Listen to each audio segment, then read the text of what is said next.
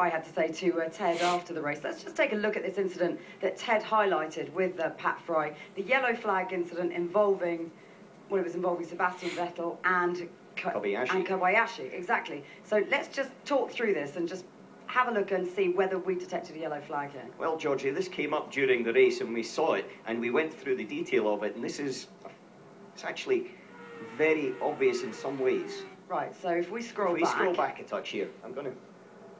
This is what Pat Fry was referring to. Yes, he is. The red and yellow flag. Oh, they're trying to get it. Come back, come back. There we go, there we go. Right. There we have a yellow light.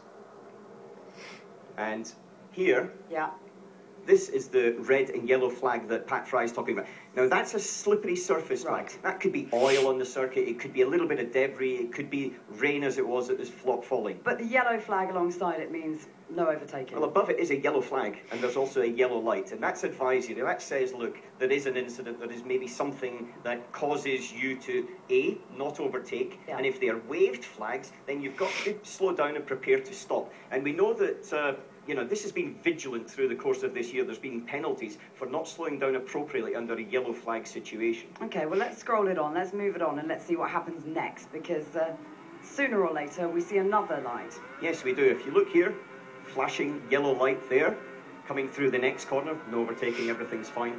And again, I'm going to pause as I come here. That's a green light. That's green. Yeah. Right, so green means fine. Go. Basically, imaginary line across the circuit, that means problem over, get going, start racing, now you can overtake, everything's back to normal. The slippery flag, the red and yellow, that's applicable for the circuit or that area. So there's not a definition start and stop point, but for this, yes there is. What happens next then is really, really interesting, and this has been the cause of much debate, particularly over Twitter this afternoon, because we're highlighting here another yellow. Yes, another yellow. Kobayashi moves to the right-hand side a little bit. And at that point, it does look as if Sebastian just was nicking past under the yellow when that zone came in. Another one there.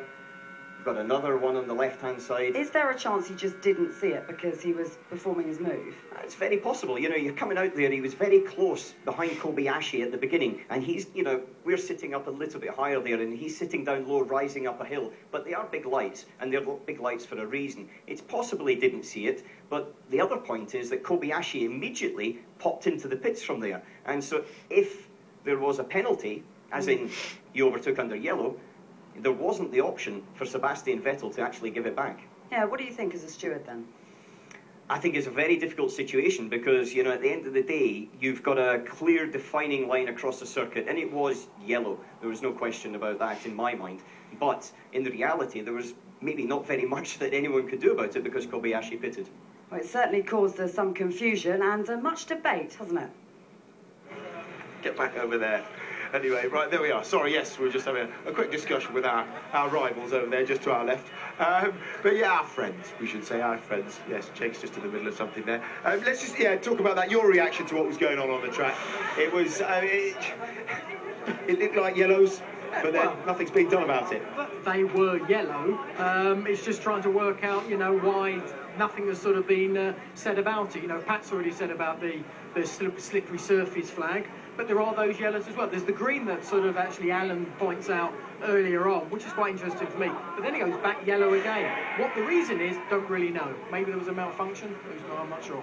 I don't know what happens. I mean, maybe in this situation, somebody would have to protest, draw it to the steward's attention. They'd have to take a view. They may have already taken a view on it and just said, okay, well, that was kind of, looked like it was a green light. And in any case, Kobayashi came in, so we'll let that one pass. But, I mean, you can't have Maldonado coming up and missing his parking spot or weighing spot in qualifying and getting a penalty, and then other people missing out the yellow flag. So it's I think we have to wait and see. I mean, I would hate for anything to happen to detract from what's been a fantastic event. So, you know, so far we've just what we've got is what we've got, which is great. Absolutely, he has made